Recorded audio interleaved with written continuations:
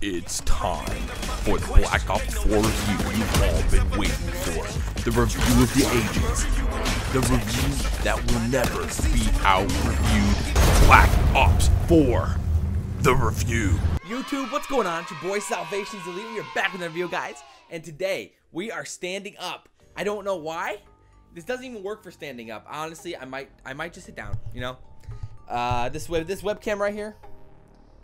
It's not good. It's too low. I have to look down at the camera. We're not doing that. All right, we're sitting down. Review. It's review time. All right, boys. We are reviewing Black Ops 4 today. I know it's been way too long. I should have reviewed this, you know, 2-3 weeks ago when I actually got a chance to play it, or when the reviews are coming out. I should have talked about it more. But now is the time we're talking about Black Ops 4 and everything that Black Ops 4 has to offer for us this year. I mean, obviously, I've been talking a lot about how excited I am for the game, but we're talking about the good, the bad, the ugly, not in like a drifter style, but, you know, kind of in our own way today. We're talking about what I like, what I don't, and there legitimately are some worries and concerns coming into Black Ops 4, especially on the competitive side, and this video is gonna be a little bit of a mix of, like, casual Call of Duty with competitive Call of Duty, and both are gonna be affected by what we're talking about today, so stick around, let's do this. I had to turn the screen down a little bit. I've been trying to fix my angle for my webcam, so we're doing this time, okay? Lots of different angles in this video, you know, we got the standing up already, we got the high, more level angle, we got the more like looking down on each other angle. So to start off, I played Black Ops 4 at MLG Anaheim a few weeks ago. I only got to play 4 games, so it wasn't a ton of time, you know, maybe 45 minutes or so, or an hour, not exactly sure, about that much time. The first 2 games I got to play with the new SCUF controller that they're releasing. It's SCUF Vantage, which is like Xbox style. Basically, here's a picture of it.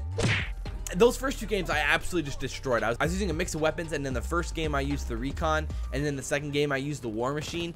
So a little bit different there with the types of specialists we were using. And I used some, you know, some ARs, some subs, and tried out a handful of different things. And then the next 2 games, I was in a much more sweaty lobby. A lot of good players in that lobby. Considering we're at CWL Anaheim, there's a lot of, you know, aspiring pro players there, and, you know, so there's always gonna be a handful of good players in those lobbies. And so I didn't play nearly as well. I played, I think, all of the maps, and I really do feel like I got a decent feel for what the game's gonna be like. Of course, it's really early on in the development of the game. We still have a handful of builds to go through, and we're like, what, in the pre-alpha right now? We still got like the beta to go through in August and September, and the game releases later in October, so there's a lot of time left. A lot could change, but so far there's just a handful of things that I like. There's a handful of things that I'm not too sure about, and we're gonna talk about that right now. So when it comes to what I like, I really like the game mode control. Control is basically a mix of hardpoint domination and search and destroy. So there's like hardpoint zones that are pretty large that you have to capture them, kind of like domination points, but they take a little bit longer to capture. And then each team has a set amount of lives, so each team has 30 lives, I think, or 25. One of the two. 30 lives. And basically, your lives are really valuable, so you want to always play your life. You don't want to die. Dying really hurts your team, and it's important, and it's pretty awesome because you can get some pretty cool end of the game moments. Like my last game, I was in a 1v3 at the end. I was the last one left on my team against 3 guys. I killed 2 of them, but then this last dude had a freaking riot shield, and I could not get behind him. I even used my vision pulse, and like I saw where he's coming, but it didn't last very long, and so like I lost track of him. And you can like shoot your pistol through the shield, and somehow he finally killed me. I was just stem packing over and over and over. It was pretty epic, but I ended up blowing it and not clutching, so I choked a little bit. I really like control. I think it can work really well, and who knows, it might be a competitive game mode this year. So I guess the next thing is that I'm excited that the slide is back, that we don't have dolphin diving anymore. Again, we're back to the slide like Black Ops 3, which I personally like a lot more. It makes the game faster. You can slide and shoot or slide around the corner. You know, diving's a little clunky and a little chunky. It doesn't work as well. And so I really do like the feel of the sliding. I think it works great, and I'm definitely happy it's back. It makes the game more fun, and I really do enjoy that. There's just a lot of things that I'm not sure how I feel about them. Like, there really are a lot. And a few of them come down to the specialists. The specialists are, I think, really good. They're fun, and together they can balance pretty well. But there is opportunities for them to be abused, and there's some that feel a little bit overpowered, and there's gonna be a lot of decisions that the competitive players and the competitive community are gonna have to make, deciding whether or not some are gonna be legal, some are gonna be banned, some are pretty good, and they're gonna change the game a lot. So for example, the Recon, the Crash, and the Seraph are all really good. So the Recon, your specialist ability is the Vision Pulse, which is similar to Black Ops 3's, except this one, it doesn't only work for you, but it works for your whole team. So your whole team can see the whole other team that's in that area, you know? And then Recon has the Sensor Dart, which you can shoot at like at a wall or on the ground, and it puts like a little ping out from where it is, and it acts as a UAV. And it covers, you know, maybe a little bit of an area, maybe like 2 or 3 times the size of a hardpoint. So you can like shoot it at a wall at the hardpoint, and you'll be able to see anybody coming from that side for about maybe 10 to 30 seconds. I'm not exactly sure how long it lasts, but it's really good, and it can really help you defend a hardpoint or defend a zone or spawn trap or something like that. And I think it's going to be abused in a lot of ways, and like in competitive, I know obviously since UAVs are banned, I'm not sure if competitive players would want that in the game. Then when it comes to the healing specialist, which is the Crash specialist, they have the healer, which is called the TAC 5. So what it does is that it puts all of your teammates that you shoot with it up to 200 health, and then for every teammate you shoot with it, you get 50 more health. And so you can really become a tank with it. I just think, again, it's going to be overpowered. If you all line up, you shoot your whole team with it, you're going to for sure win the hardpoint and break the zone.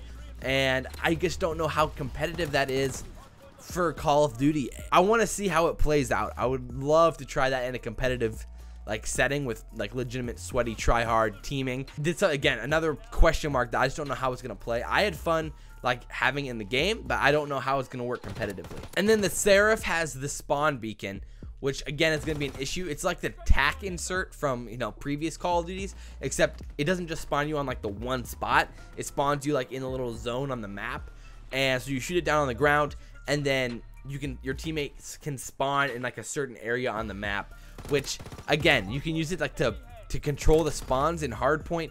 Like imagine rotating you wouldn't even have to rotate in that situation. You could just shoot the spawn dart and then spawn there. I don't know how that's gonna work. I'm not necessarily sold that that's gonna be a competitive aspect. In pubs, it could be pretty interesting to create some clips and, you know, do things like that, but I'm not sure how it's gonna work competitively. Some of the equipment that I definitely had some worries about were the stem packs and the armor. So the stem packs to me felt like a crutch perk where you almost have to use it or you're not gonna kill anybody. Basically, how I'm sure most of you know by now that health regen isn't automatic in Black Ops 4. You actually have to stem yourself to regen your health. So you can get shot a few times, you're not regenning, you gotta stem yourself to regen. So if you do not have the stem packs, it takes a while for you to actually be able to regen a second time. So you get shot, you regen, bang, now you're back to full health. Now you get into another gunfight right away, and then you're not gonna be able to regen for a handful of seconds. You're gonna be sitting there for maybe 5 to 10 seconds, around 5 seconds probably. It doesn't feel like Call of Duty having to wait around to regen. And so to me, stem packs felt like a crutch. If you didn't have stem packs, you could have armor, which gave you 50 more health right off the start, which a lot of people had. The issue is I just don't see how it's useful in pubs if you already have stem packs, because stem packs allow you to regen every single time, but with armor, once you lose it, it's gone. So after 1 or 2 gunfights, it's for sure going to be gone. I don't know why you wouldn't want to have stem pack. The only use I really would see for armor maybe is like rushing in S&D, where you're trying to get some positioning, go for that one first blood, you know, and then you can get that first kill using the armor, so it almost guarantees you that extra bullet or 2 to kill somebody. I could see that, but otherwise, I just don't see how it's going to be useful, and stem packs definitely feel like a crutch. I'm also not sure in a public setting how 5v5 is going to work. I think in a competitive setting, 5v5 could be really interesting, and I would like it in Black Ops 4, and I'm actually like, I'd definitely be excited for 5v5 in Black Ops 4. But in a public match setting where players aren't as aggressive, they don't need to push objectives, maybe you're playing team deathmatch, I just don't feel like 5v5 is going to be as good as 6v6, and that might be something that they think about later on once they see more statistics on casual 5v5. So when it comes to the weapons and the maps were pretty decent. They play pretty well. They're a little bit smaller, and I mean, in the whole of the game, they said they're bringing back a lot of the old school maps. The maps will be fine and they'll be good for competitive, but we might be playing a lot of the same maps that we used to play on older Call of Duties instead of playing newer maps. So we'll see. I'm not exactly excited about that. So I guess the next thing would be the weapons. I didn't love the weapons right off the bat. Like in Black Ops 3, the weapons had so much character, like the VMP, Man of War, M8, the HVK, the Weevil. Like, I don't know, they just felt like their own little persons. They had a lot of differences. They felt really different. They had different sounds. Maybe it's just that I didn't have enough time to play Black Ops 4 to get that sense of difference for the weapons. But off the bat, I didn't love the weapons. But obviously, I'm pretty open-minded about that. I wouldn't say they were bad, but they weren't blowing me away. And to me, the ARs were definitively better than the SMGs right now. Obviously, that's easy to fix with balancing and whatnot. With the people who I talked to and the people who were there, I definitely felt like there were more ARs on the map than SMGs, and the ARs felt significantly better to me than the SMGs. So I guess when it comes to competitive Call of Duty, they have a lot to figure out. They have a lot to talk about when it comes to bans with weapon specialists, like attachments, gears, and game modes. So they'll probably fly out the pros like August, September-ish. They did that last year as well, to talk about bans and maps and game modes and what they want to do. I would prefer, you know, we'll see. I think this is going to be a good Call of Duty. I really do. I think it's going to be very similar to Black Ops 3, and in a lot of ways it is similar to Black Ops 3. I know a lot of people aren't very excited because they call it like a, you know, a Bo4 DLC or whatever, but I mean, to me, it's going to be a good Call of Duty. It's going to bring a lot of new aspects to the table. We'll bring a lot of the old things that we really liked about Call of Duty to the table, and I think it's something to be excited about. Not to mention we have zombies and the Battle Royale Blackout, which we haven't really seen anything about yet. And I mean, that's going to get me really excited, and I hope it's good, and I hope it can be somewhat like competitive, you know, in some sense, and that would be awesome. So with that said, Black Ops 4 is going to be a solid Call of Duty for sure. I don't know where it's going to land on the scale of great Call of Duties yet, but I'm optimistic. I think it's going to be a good game, and I cannot wait to get my hands on it again and give it another go. So with that said, guys, I hope you guys enjoyed this video. If you guys did, like, comment, favorite, and subscribe. Share the video if you guys really enjoy it. I really appreciate seeing your guys' comments down below, and I just want to make sure we can keep putting out great content for everybody. But as always, guys, I'm your boy SalvationsElite, and we'll see you next time. I'm out. Damn, you got that overrun. Let's go, baby. Oh, I got naded. One more. What the fuck, dude? The MP40 is the best gun in the game. Blue Flames is dropping.